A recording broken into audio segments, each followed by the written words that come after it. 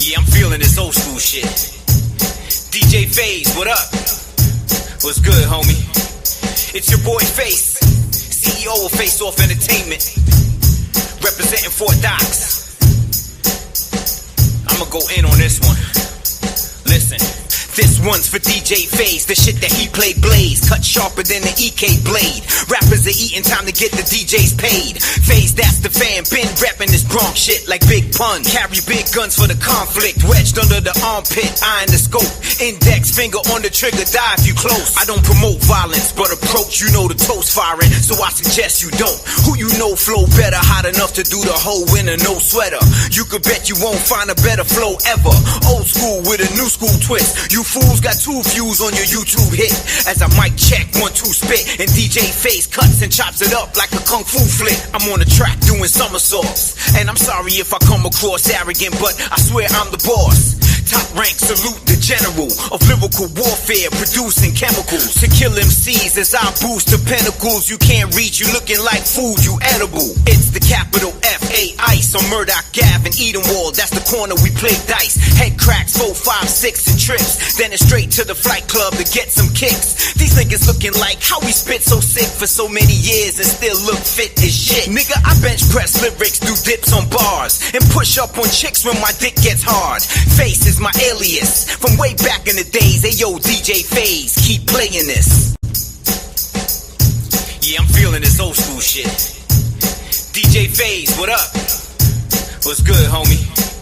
It's your boy FaZe, CEO of Face Off Entertainment, representing Fort Docks. I'ma go in on this one. Listen. This one's for DJ FaZe, the shit that he played blaze, cut sharper than the EK blade. Rappers are eating, time to get the DJs paid. FaZe, that's the fan, been rapping this Bronx shit like Big Pun. Carry big guns for the conflict, wedged under the armpit, eyeing the scope. Index finger on the trigger, die if you close. I don't promote violence, but approach, you know the toast firing, so I suggest you don't. Who you know flow better, hot enough to do the whole winter, no sweater. You could bet you won't find a better flow ever. Old school with a new school twist. You fools got 2 views on your YouTube hit. As I mic check, 1, 2 spit, and DJ FaZe cuts and chops it up like a kung fu flick. I'm on the track doing somersaults, and I'm sorry if I come across arrogant, but I swear I'm the boss. Top rank, salute the general of lyrical warfare, producing chemicals to kill MCs as I boost the pinnacles you can't reach. You looking like food, you edible. It's the capital F-A Ice on Murdoch Ave and Edenwald. That's the corner we play dice. Head cracks, 4, 5, 6 and trips. Then it's straight to the flight club to get some kicks. These niggas looking like how we spit so sick for so many years and still look fit as shit. Nigga, I bench press lyrics, do dips on bars, and push up on chicks when my dick gets hard. FaZe is my alias from way back in the days. Hey yo, DJ FaZe, keep playing this.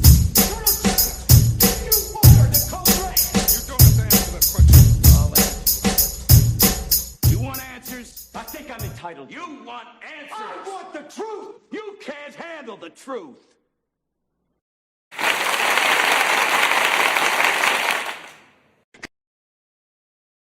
Colonel Jessup, did you order the Code Red? You don't have to answer that question. I'll answer the question.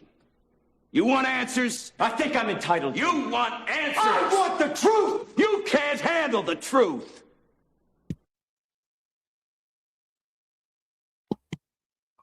What's good? What's good? What's good? What's good? What's good?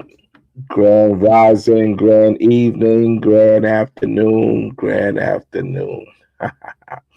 Good to be back for a minute. Just for a minute. But there were some things that I have to address. I just have to address because people, I say it over and over and over again.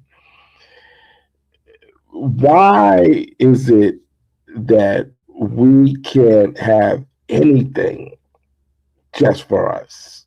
Like, we have to share everything, basically. And I'm just not ready to share hip hop. And some of you guys might be ready to share it, I'm just not ready. So they went They did this. Hold on, let me see something.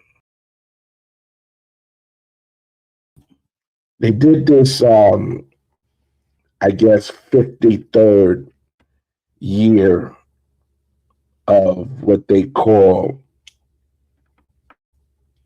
their anniversary for hip hop, August 11th, 1973. So I thought about it. I really did. I thought about it. I'm a thinker, and I really wanted to know what was it the anniversary of. They have August 11th, 1973. So there's a lot of things that we're going to talk about today. We're going to talk about culture. We're going to talk about the time, 1970 and 1971. And we're going to talk about who was there and what it was about and what was going on in 1970 and 1971. One thing I could tell you is that in 1970, in the area of, let's say, the South Bronx, East Bronx, Northeast Bronx, there were different things happening, and a lot of times we talk about gang life, but there were so many things happening at that time. It wasn't just a war between everybody against us. That's not it. That's not it. And it wasn't just about the gang life took over the whole, community and stuff. That's not it. So what was actually going on? Well, first thing I want to say is this. I want to give out some shout outs also as well. First and foremost, shout out Aretha, Riri, and China Black and JG, Derek Fowles, and all the crew, Princess, if you're here, DJ Biggs, Keto, I said JG already. Okay. And there's many more that I will be getting back into. But what I was going into was that what was actually happening. Okay, so now there's this thing about the anniversary of hip hop, and they consider, and I just have to say from what I've seen, they consider the Jamaican culture, which is DJ Herc and his Jamaican culture. So this was the big creation of hip hop, was from a Jamaican person married. Kool Herc. Okay. So now you have to think of, well, how did the Puerto Ricans come about to say that they're claiming it? Because Jamaicans and Puerto Ricans, two different things, right? And so let's think about in 1970 where people were living. Okay, so you have in the Bronx in 1970. So these are the peoples that I could remember that had groups of people. So you had Italians, you had Irish, you had the so-called Jewish, you had freedmen, FBA, black, if you want to call it that, and you had Puerto Ricans,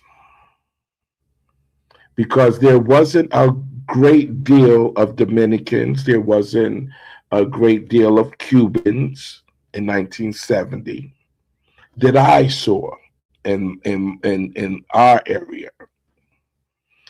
And so the one thing that I do remember was that Italians had a lot of private homes. Irish had a lot of private homes. And Jewish people, they had buildings, basically. You know, they would live somewhere not in the city part, but they would own buildings. And we would have apartments and some private houses. Not as much as it became, but we had private houses as well. Puerto Ricans, from what I saw, had been placed. And when I say they've been placed, they were placed. Basically, they were placed. And they weren't placed with the Irish.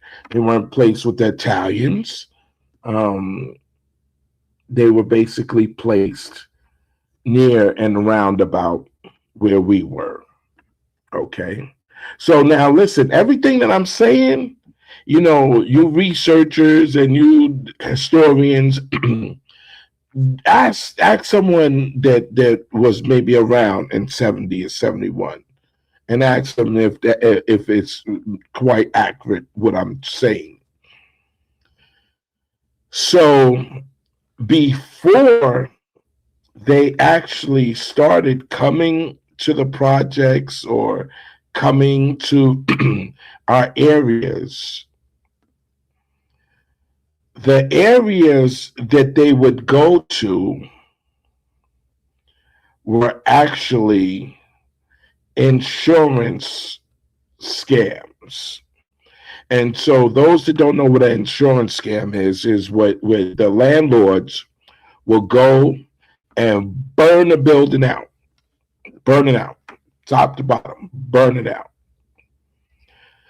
And a lot of Puerto Rican families would, after the building was burnt out, right? After the building was burnt out, hold on.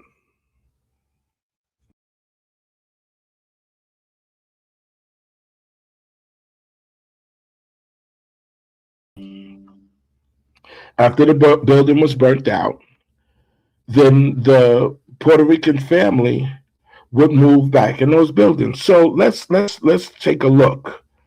That's one thing that I would like to do. I would like to take a look and show basically what I'm talking about. Okay, I want to show basically what I'm talking about and why I say what I said. Okay, so in 1970, right? 1970 and 1971. If you would go past Westchester and say, starting with Watson and going on downtown, going down towards downtown, and anything on the other side of Soundview Avenue, this is what you would see. These type of buildings. So Brook Avenue, Simpson Street, Hunts Point, Fox Street, all of these different places had these buildings. These buildings, look at them. Look, these are the buildings. Now, to be honest with you, this is cleaned up. That right there is cleaned up. Okay, that's cleaned up. Now, also, look at this. So you would see, if you can see and look on the side of that, you'll see a sheet hanging out or something. Or if you really look inside, you can actually see that people were still living in this building. You could see that. You could see the sheets hanging out.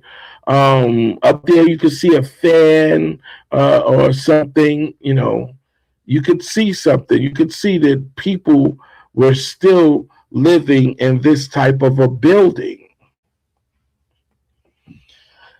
Now, this is the part that's so incredible.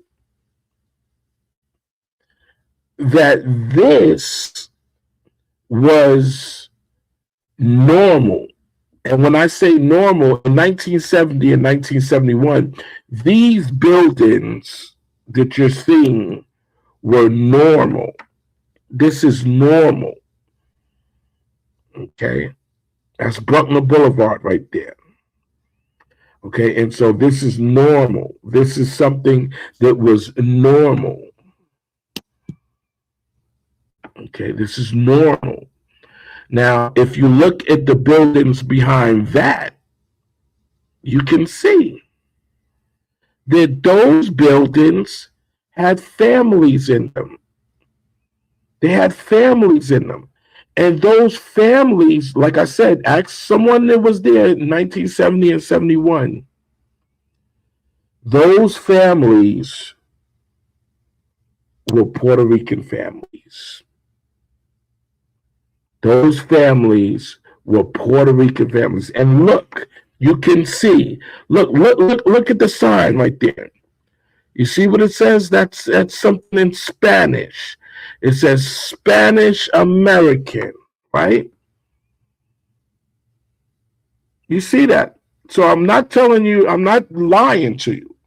Okay? This is something that it was. And as you could see the cars, you can see the dates of what cars those are. Those are not no 80s cars or 90s cars. Those are 70s and 60s cars. And if you look, you'll see the people there. You'll see people there. And my point that I'm trying to make is that during 1970 and 1971, Puerto Ricans were mostly living in these type of environments. They were. Now, I don't know if you guys can see my pointer, but do you see those buildings in the background? Those buildings were predominantly us. Those buildings up here and some of these buildings here were predominantly us. Okay. Now, look at the cars down there and look how many train cars are there. Look at the cars. Look at the train cars that are there. Okay. And you don't see the graffiti. You don't see that. You don't see the graffiti that a lot of people claim. You don't see that on these cars. And look how old the train is. But you don't see that graffiti that they're claiming so much. You don't see that. Okay? Look at the car. This is a train. And look at you don't see the graffiti that came during the later 70s.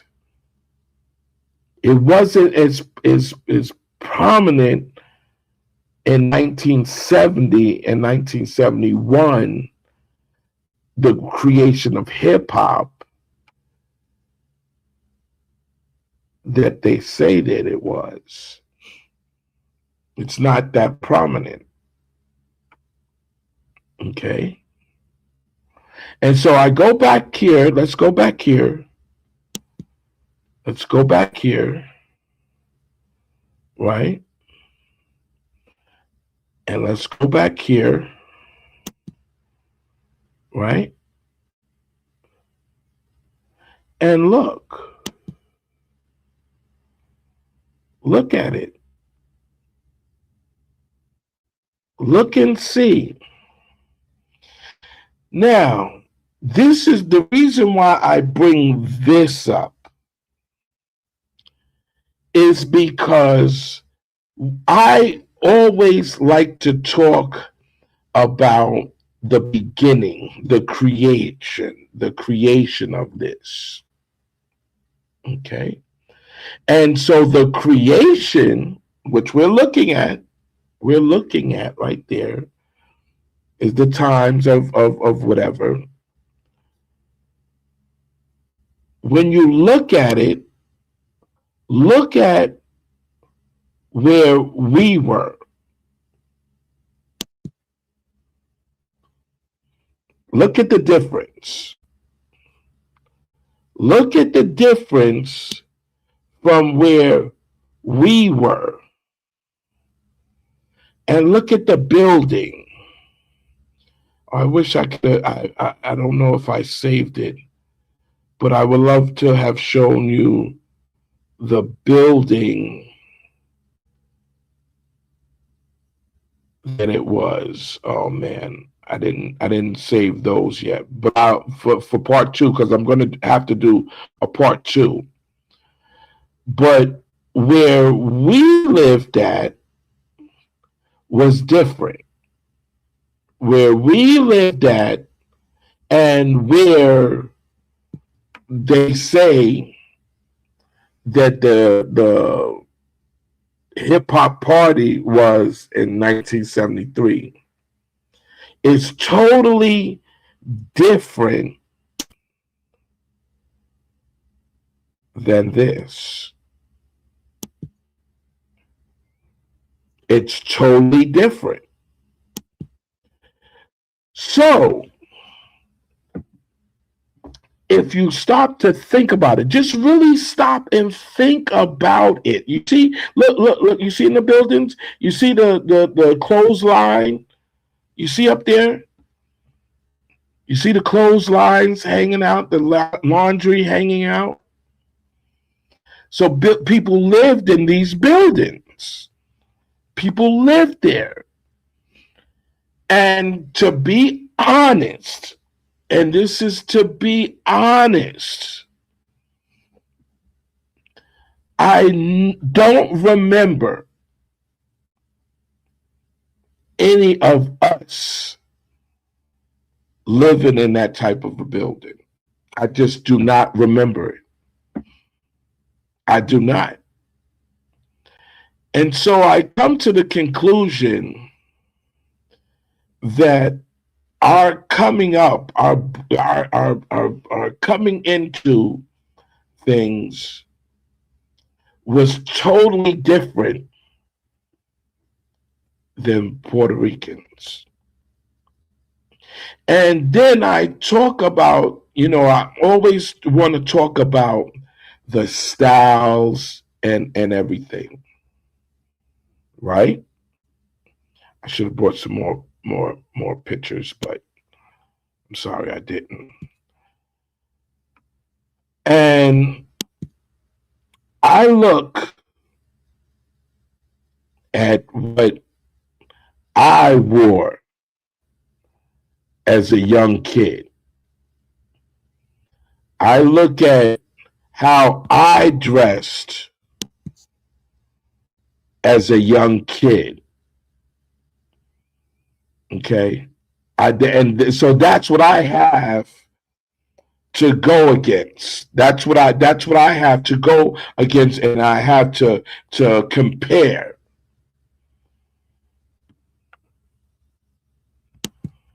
I have to compare what I wore as a young kid. And I could compare what I saw Puerto Ricans wear at a young age. And I can remember, and this is something that I have to say, I have to say that in 1970 and 1971, the only other style that I would see a Puerto Rican with is if they didn't blow out their hair and tease their hair and make it, and they had to do that every day, right? It would be slicked down on their face. So the only haircuts, the only styles of haircuts they could have was maybe the John Travolta look or something in that nature. Italian style look or whatever. But there was no different haircut. So if they went to the barber, they didn't go to the barbers that we went to. They went to Spanish and Italian barbershops. So even till today, 2026, when you look at their cuts, the only way, look at Fat Joe. If you look at his pictures, his younger pictures, you'll see what kind of hair he has and what hair is. So the only way that doesn't show up is if they cut their hair bald. And you have to really look at what are the styles. Now,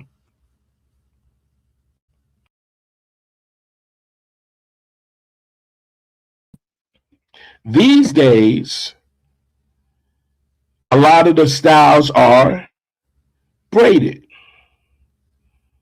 The hairs are braided. And it just braided down. And that's it. But other than a bald head or the braids, what styles do you see that Puerto Ricans would have? And now, this is where it becomes tricky because now, because of the intertwining of us and Spanish, you're starting to see if they do have hair, either they have hair somewhat like us or not. So let's go to culture. Let's go to culture. Okay. So remember, and I always knew this is something that I always knew, that back in the days, right, in the even in the candy stores or the stores or whatever, you would see a little jar and it would have a little comb in it, a little comb, fine comb. It'd be about this size, right? We couldn't use those combs. We could buy them. They were like 10 cents, 15 cents, or whatever they were. We couldn't buy that. But they would buy that, and they would comb their hair. We would have a pick or an ace comb, had the bigger teeth in it, and we would comb our hair like that, like that. We have brushes, brush our waves, we have the big afro pick, either the folding red, black, and green one, or we'll have the one with the fist on it and the peace sign, or the wooden one that had the mirror on it, and you stick it in there, and that's what we would take our hair and puff it out, pull it out like that, and everything, right? And the girls, oh my God, the girls. The girls would have, they would do their hair all kind. They would have their comb. They have the comb. They have a couple of different combs. They have the one where you hold the handle, or they have the ace comb. It's the whole thing. It has the fine tooth on one side and the bigger teeth on the other side. And they would do their hair, and they would do their curlers, and your moms would have the curlers in it, and all of that different stuff. That was our culture. That was something that was culture. That was something that we did. And clothing, let's say, for instance, that you had a pair of Levi jeans, not Lee's, Levi jeans, or Wrangler jeans. Yes, there was a part in time, in history, our history, that we be with the ironing, and we have the Niagara starch and put the crease inside of our pants and make it creased out. We would get our shirt or whatever, do the same thing. We would make sure our whatever sneaker or shoe that we had on would be. And that's a part of our culture. And so the reason why I bring that up is because when you look at our culture and you look at someone else's culture, they don't know that part of our culture. They don't know that part of our culture, why we did that, what we were needed to do, what we were doing. How many of our families used to take Vaseline, your parents, your mom, and put the Vaseline on your face before you go to school? And you have that Vaseline on your face, and your hair, make sure your hair is picked out and whatever. That's a part of our culture. And so the reason why I say that's a part of our culture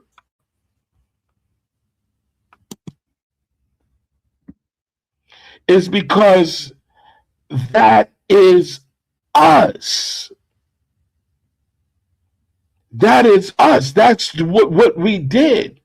And so for the creation of hip hop,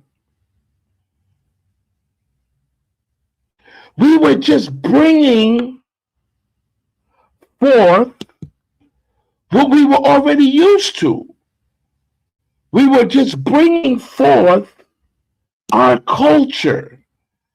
We were bringing back something that we were used to.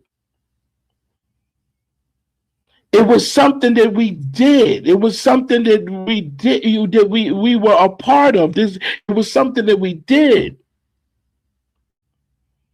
So I don't understand. This is the part that I don't understand, is why would someone want to take our culture and tell us what we were doing in our culture? They're going to tell us, hey, look, no, y'all wasn't doing that. Oh, you wasn't doing this.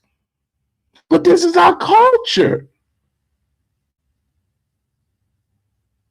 Now, how many of us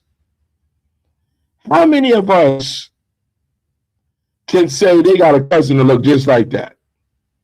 They got a cousin that got a little fro, afro, because you remember in the later 70s, when the afro was really going out, we went from the big afro to the medium-sized afro. We started rocking gazelles. And that's our culture. That's our, in the sideburns.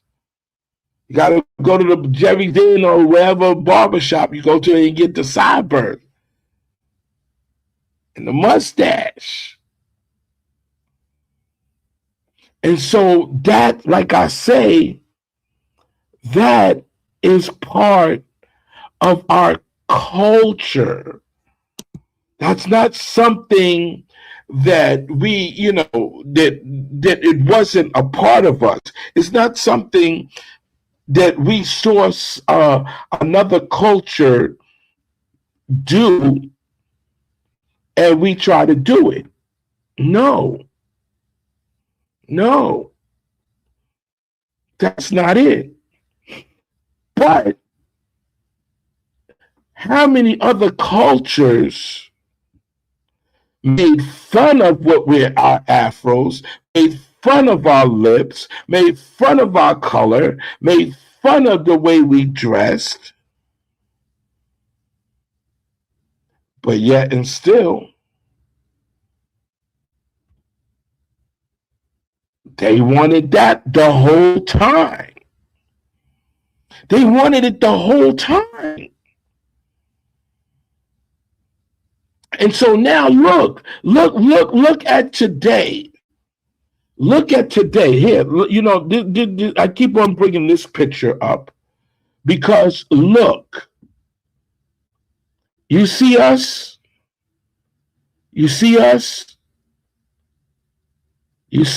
right? And then you see a Puerto Rican, one, right here. And look at the hat, look at the hair. If I'm not mistaken, I think that's Ted Smooth. I think that's Ted Smooth right there.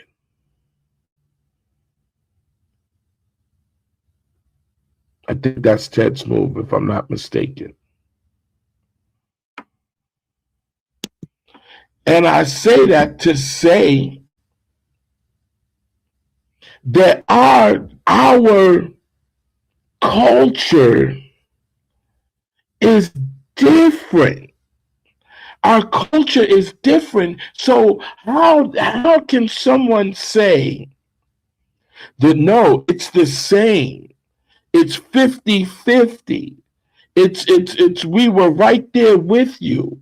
We were right there doing that with you. When till today you can see still. You can see right now still till today that that's not the case. It's not the case. And in 1970 and 1971, we lived different.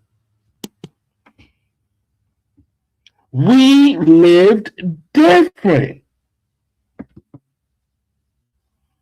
And there's no other way to slice it. Like you can't go back in time and say, no, they were living just like how we were right down the hall from us, and they were living different.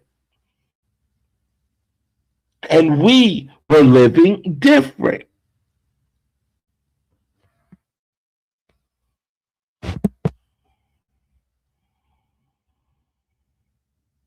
And so let's talk about the gangs.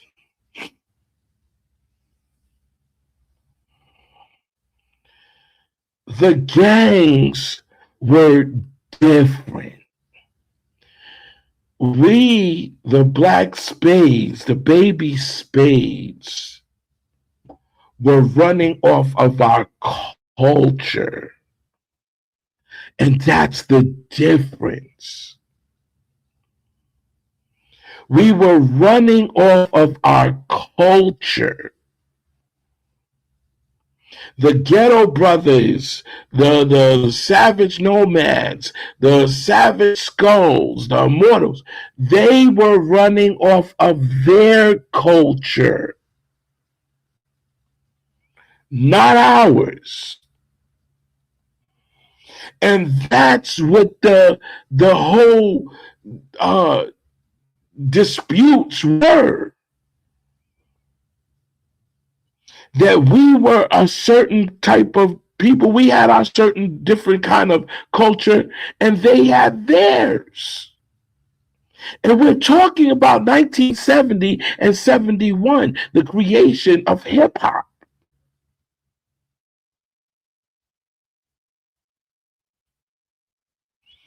So let's find out. Let's ask the question. In 1970, 1971, was our culture involved with the Jamaican culture? Think about it. What were we doing in 1970 and 1971 that was Jamaican culture? What were we doing? Name one thing that we were doing in 1970 and 1971 that was Jamaican culture. Name one thing. One thing that we were doing. In 1970 and 1971, what were we doing with the Puerto Rican or Cuban or Dominican culture? What name one thing that we were doing? If somebody can name one thing, just one thing, I'll be satisfied. If they can name just one thing, but this is what the argument is. The argument is that no, we were right there together. We were all together doing this. We were all together putting this thing together called hip hop. We were there too. So what were we doing? What in that culture were we doing?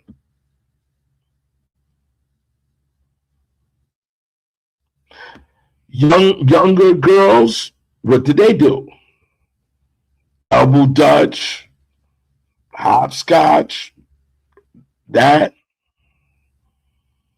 Play Ring Olivia with us, right? That's from our culture.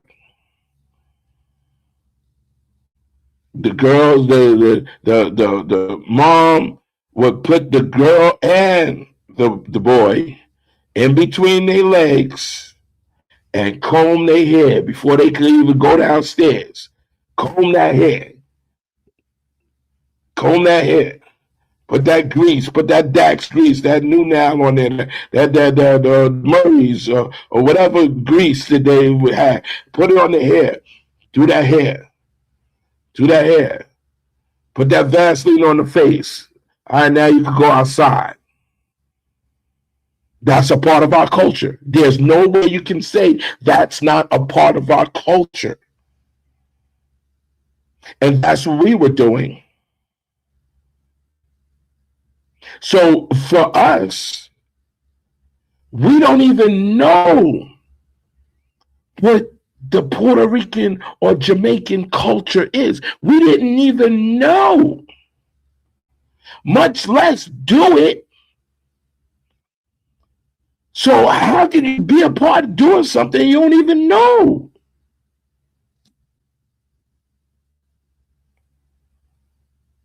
And so just the thought of someone saying that we were right there together. We weren't listening to the same music. So where did that come from? What music were Puerto Ricans listening to in 1970 and 1971? Go ahead and say, because I know they're going to be saying, oh, we listen to this or we listen to that. No, No, I'm here to tell you, and anybody that's my age or older will tell you, in 1970 and 1971, the only music that Puerto Ricans were listening to was Spanish music. And the ones that really tried to be close to pink people listen to the soft the soft it's not even pop music, it's just I don't even know what kind of love the Beatles music. And that's a fact. That's a fact. 1970 and 1971, those were the two musics that Puerto Ricans was listening to. So where in the creation, we're talking about the creation now, where in the creation did the funk come in? Where did the blues come in? Where did the jazz come in? If those were the two genres that they were listening to. And so even now, if you ask them, if you say, okay, what kind of records did your parents have back in 1970 and 1971? I wonder how many are going to say James Brown, Joe Tex, Lou Rawls, you know, Temptations, Four Tops, Delphonics, Picnic Markham.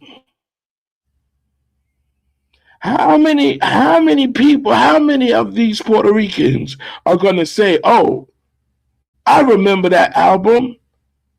Yeah, my mom and dad had that album. I remember that. I remember seeing that album. I remember seeing James Brown in front of the Apollo being on the album. I remember that. I remember seeing Wildman Steve, Red Fox, Richard Pryor. I remember seeing those albums. How many of these people that were right there next to us, that were a part of the creation of hip hop, how many of them can go and say that that's what they saw? And so it's getting crazy. It's like it's getting crazy. And the more and more that we prove it, and the more that we show, it's still, I couldn't believe, but the message is getting through. I have to say, the message is getting through, because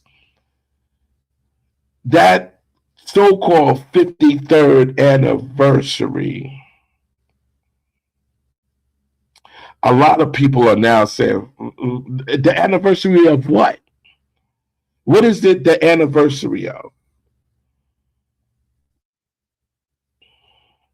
And a lot of people are saying now, they're saying, okay, so you guys did breakdancing or whatever, right? But when you go to a hip hop party now, they're not breakdancing. But everything we started, we still do to this day. We still talk junk over music. We still play funky music. We still dance on time, on beat. We still do that. We still dress coordinated. We still have rock stuff that we've been rocking since we created it. We still do that. Anytime we see each other or whatever, we checking each other out, making sure, we rock, you rocking, you rocking, you rocking. Always. No matter what. We always doing that. So that's something that's still going on. That's something that's still going on. We're still doing that till today, from 1970 till today. Name one thing from any other culture that is still rocking today. Name it. Listen. Proof is in the pudding. All right? If you feel like there's something that was rocking the same thing, if you say they were spinning on their head, you go and see them at a gym spinning on your head right now. Show me that.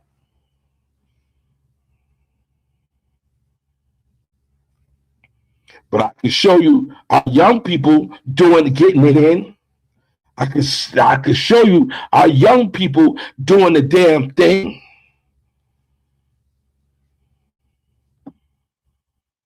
I could show you the girls still staying fly.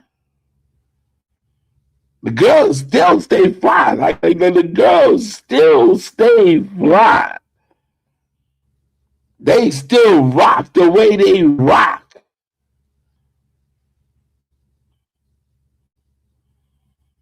And that's facts. That's facts. And what do? We go in and out. We go in and we repeat things, go in and out. We rock vintage shit. And just like I said on another platform, I said it. And this is straight up. Said it. 1970, right? We used to wear rips, right? We used to have slacks, right? We used to have either turtlenecks, we had mock necks, all of that, right? So right now, if there was a one of these, fancy dancy parties, right? And you go for men. I don't know about the girls. The girls, they have to name what they would wear, but for us men, if I got on a pair of blue suede British Walkers, and I got some slacks, some tweed slacks, and I got on a mock neck and my gold medallion and a blazer, I'm still fresh to death. I'm still fresh to death. Now, y'all it's not a snap, but it's whatever. If I wear some white patent leather shoes, some high waters, and a multicolored shirt, and I come to the party, they say, man, what happened, man? What are you doing? That's retro. That's retro. That's really retro, right? But if I came like the way I just said with my British Walkers and everything, that's today. That's rocking today. That's of the time. So our stuff doesn't go out. Like it's not because that's what we created. That's the style that we created, and that's what lasts. Spinning on your head didn't last. Dancing off beat did not last. Graffiti did not last.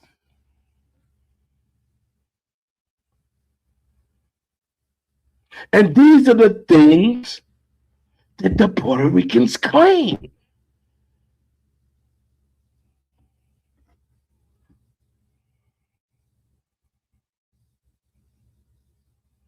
I don't get it. I don't get it. I don't get the part where, okay, they were right there with us, but yet and still, everything we do, they got to try to copy. They got to try to copy. They got to try to copy what we're doing. They got to try to copy breakdancing. Why? If they were partial creators, why wouldn't you create something else?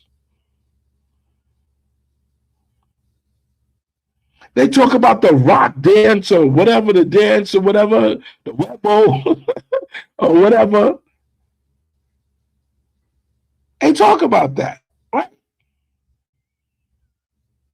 I still don't know what the webo is. I don't know what that dance is.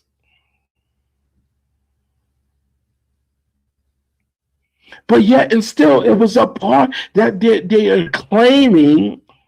They're claiming this part. And then because people like me that say, whoa, hold up, wait a minute. I'm one of the creators. I'm a part of the creation. I'm one of them. And that's not how it happened. I don't know what you're talking about. I didn't see that. And then it becomes, oh, I'm prejudiced, I'm racist, I'm this, I'm that. Why? Because I didn't lie and say, yeah, oh, they was right there. They was right there on the side of me, and they helped create, and we all did the same thing. And no.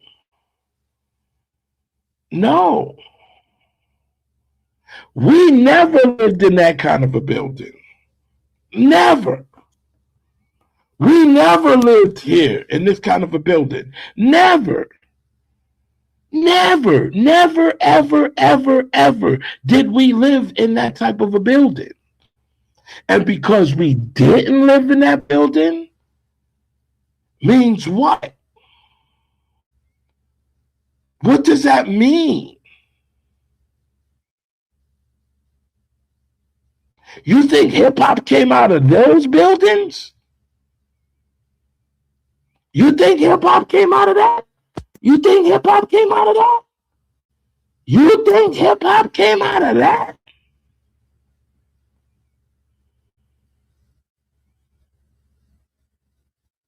No, it did not. No, it did not.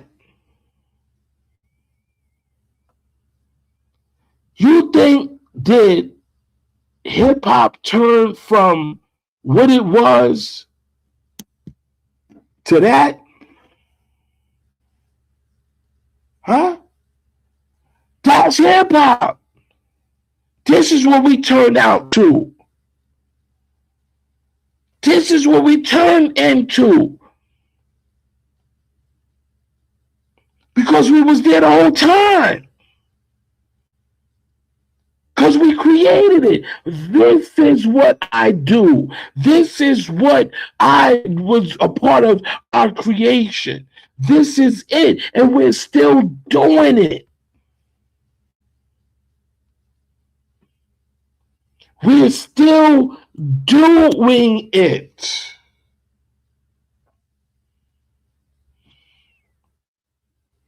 We're still doing it.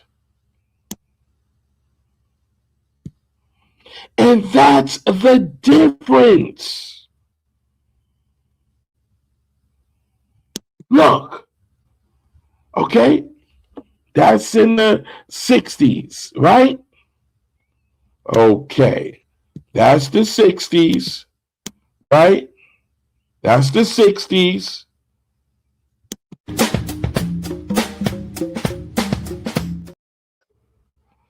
'60s.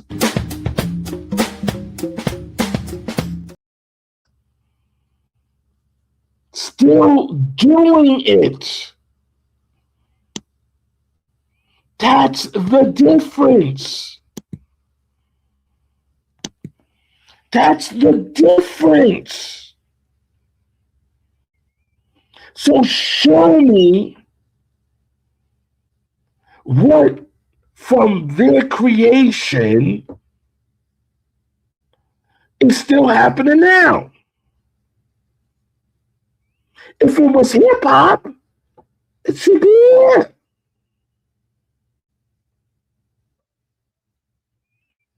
And that's it. Yo.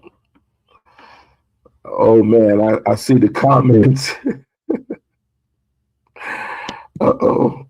I'm probably gonna be in a little bit of trouble for not putting some of these comments up.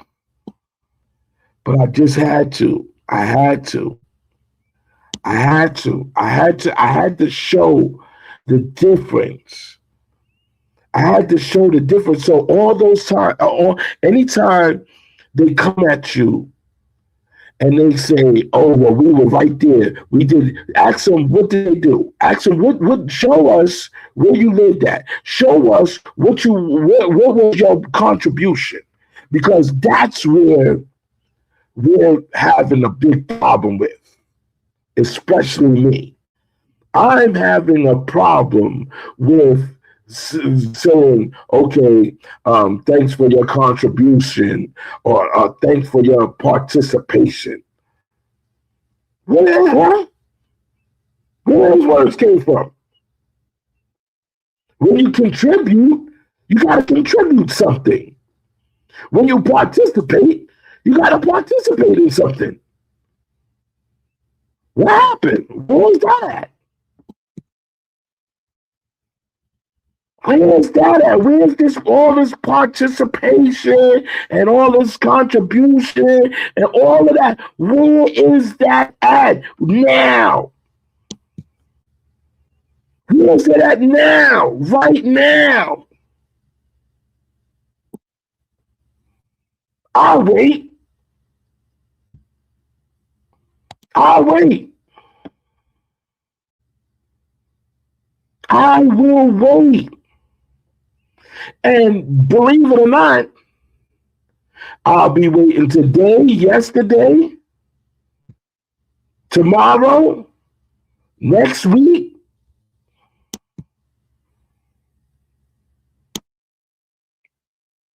And so to me, I'm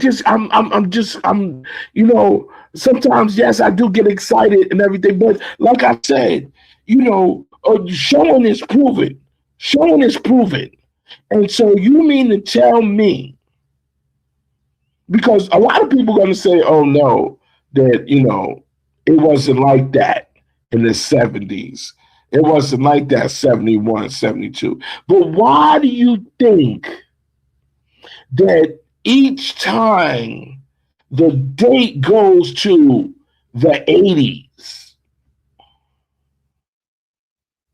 why do you think that they say, oh, there wasn't no hip hop in 1970 and 1971? You're right. Y'all wasn't in hip hop in 1970 and 71, 72, 73, 74, 75, 76, 77, 78, 79. Y'all didn't have hip hop. That's a fact. Hip hop did not come out of those buildings. Straight up. Hip hop did not come out of those buildings.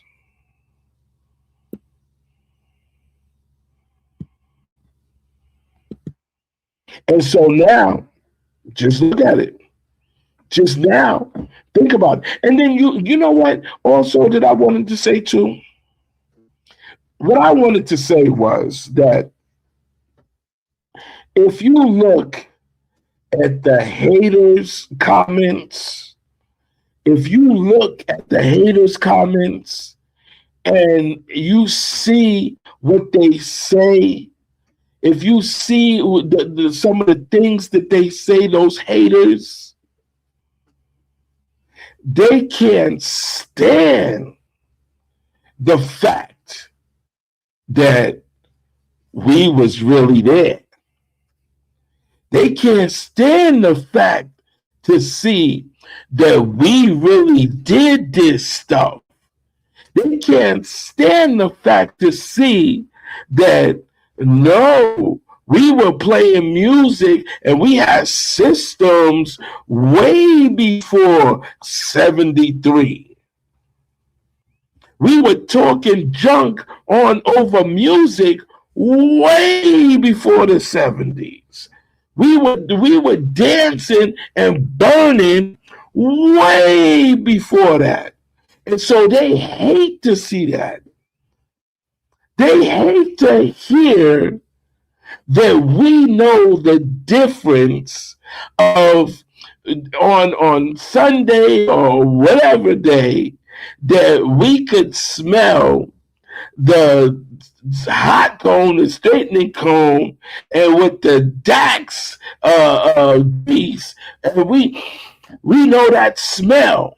We could remember the mom taking us or the sisters and doing their hair and making sure it brushing and combing and doing the hair, putting the grease in it and putting the Vaseline on the face before we could go outside. We can remember that. And they can't remember it because it didn't happen to them. It did not happen to them.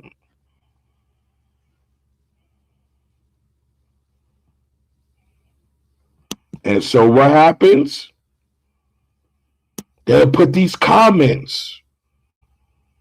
They'll say these comments.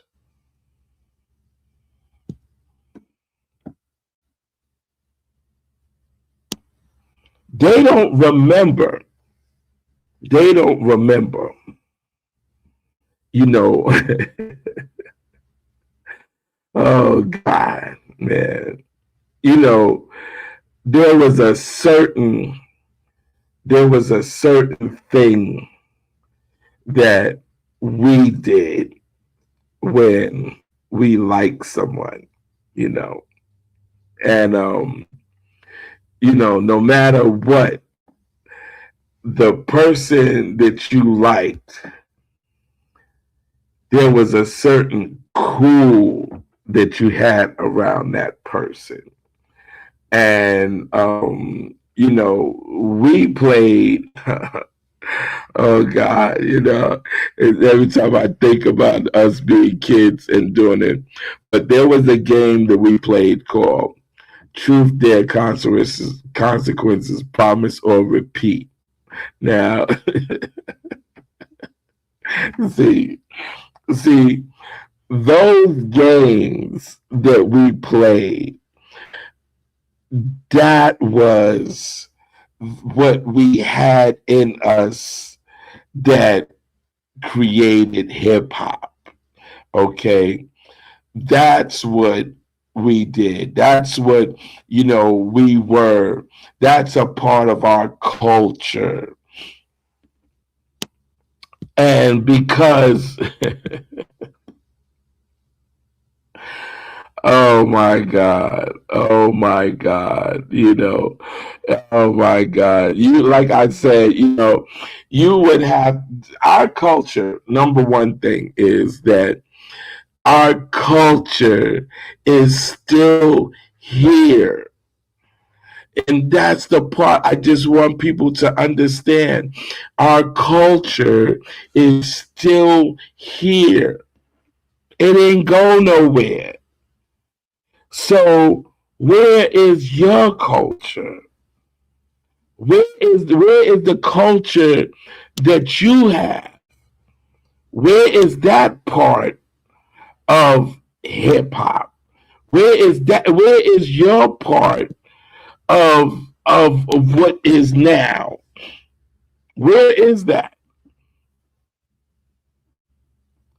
Do some of you guys know what Cucha Frito is? A Cucha Frito? There's a smell of a Cucha Frito.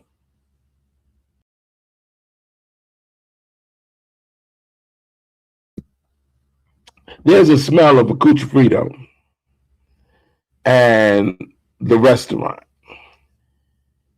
And to be honest, and this is just me and my friends, if we smelled that, we were like, oh, hold our nose and everything. Like, oh my God.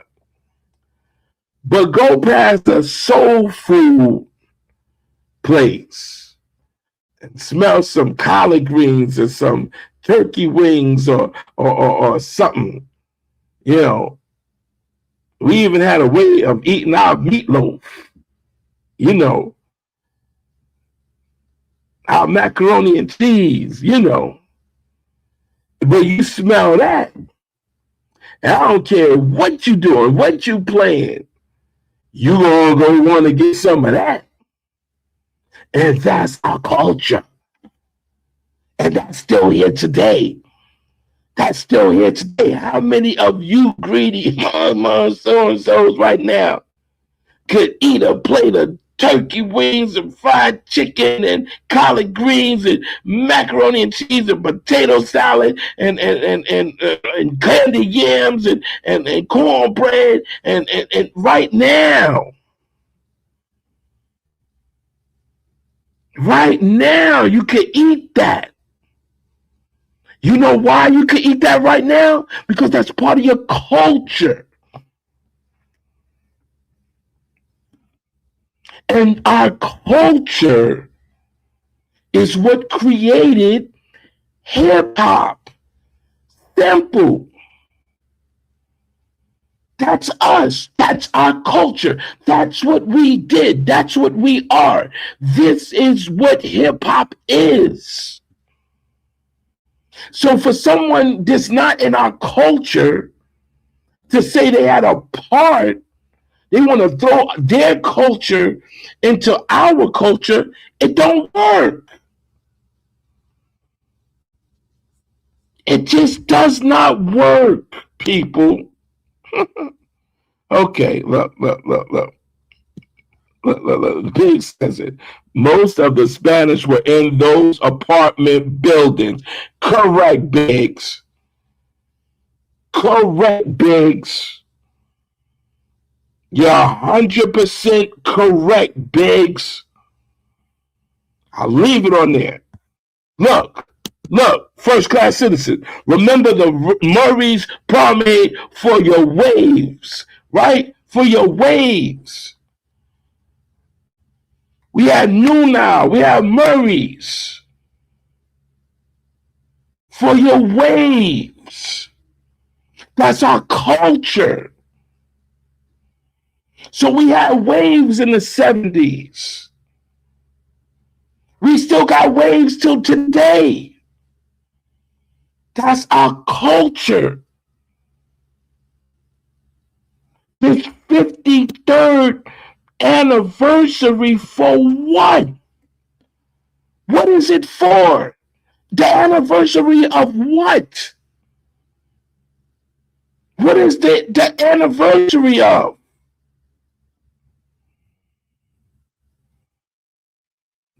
First class citizen. What? We get teased while using the because being ashy was a no-no. So we had to get the Vaseline on us. Until today, can we go outside without getting lotion on or whatever? First thing your partner, whoever, what you gonna say, yo? You need some lotion for them knees or them ankles or them rusty hands or whatever. Till today, that's a part of our culture. And our culture is what created hip hop. Nothing else.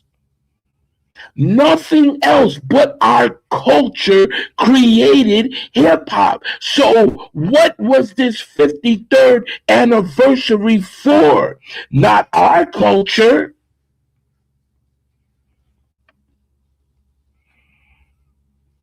That's not what it was.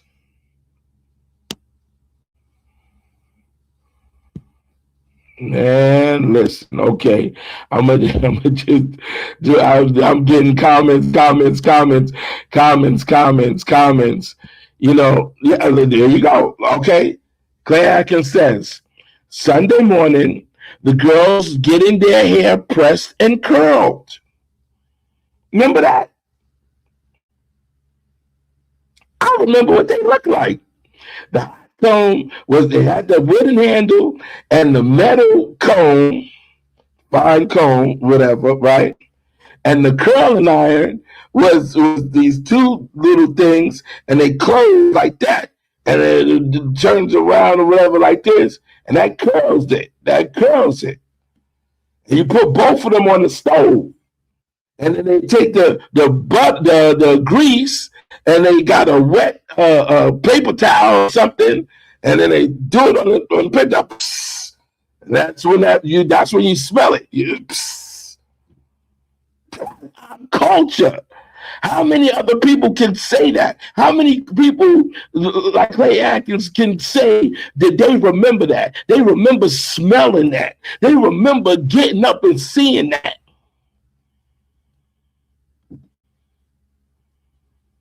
Who else culture does that? Who else's culture did just that?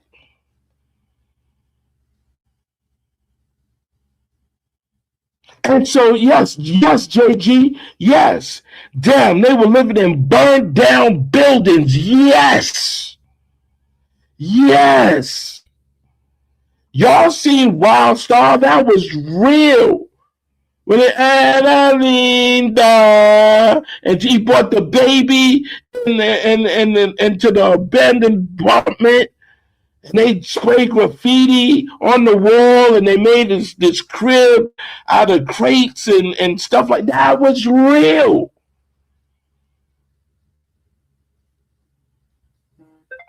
But yet and still, hey, they was right there with us. No, I'm sorry. I'm sorry. And so part two, I'm gonna say it. Part two, I'm just gonna go into the gangs, and I'm gonna go into this peace thing that they keep on talking about, that they don't even know what it was all about. They keep on coming up every time we come up with something. Then here they come. They got to do a video just like us, or they got to do a video on the same subject as us, or they got to put why. If you was there, if you was a part of it, part of the creation, then you can have your own story to tell. Why do you got to tell our story? Why you got to blend in our story, what we did? We talk about Soul Train. Here you go. Talk about Soul Train. When we was watching Soul Train, come on, listen. And this is real. This is 100% real. You got to think about it. Soul Train, cartoons, later on, karate flicks, right? And the whole time, cleaning up your house where you lived at. That was Saturday. And no matter what, at 11:30 or 12 o'clock, the TV went off. The TV, once you hear, na, na, na, na, na, na, na, once you hear that, the TV is off. All you see is white snow. And that's part of our culture. So, like I said, I'm going to come back tomorrow, you guys. I appreciate it. I'm not even going to ask no more. I appreciate it if okay, they said here, look, soft rock. Thank you, princess. Thank you. Soft rock. That's what I was looking for before. Soft rock. That's what if they weren't listening to Spanish music, then they were listening to soft rock. Thank you, Princess. Thank you, Princess.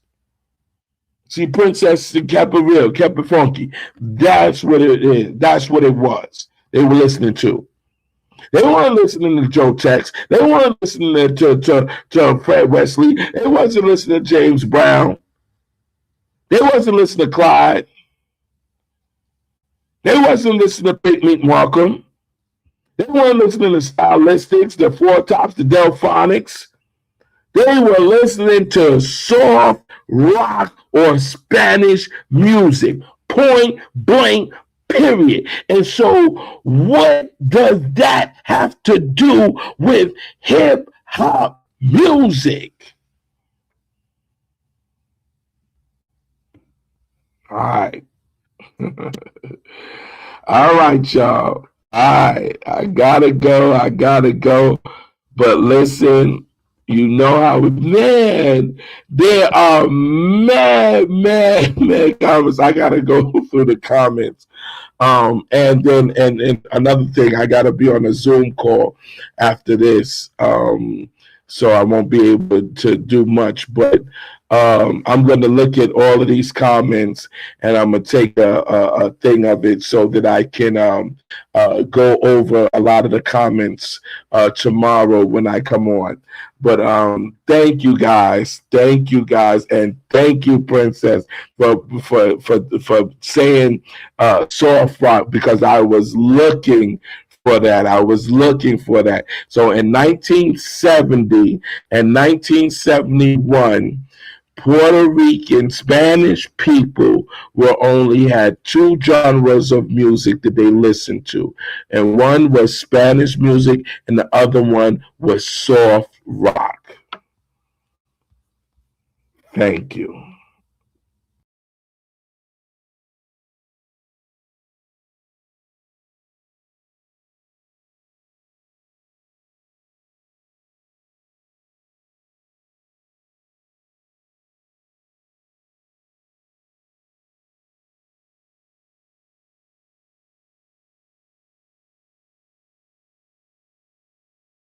Yeah, I'm feeling this old school shit.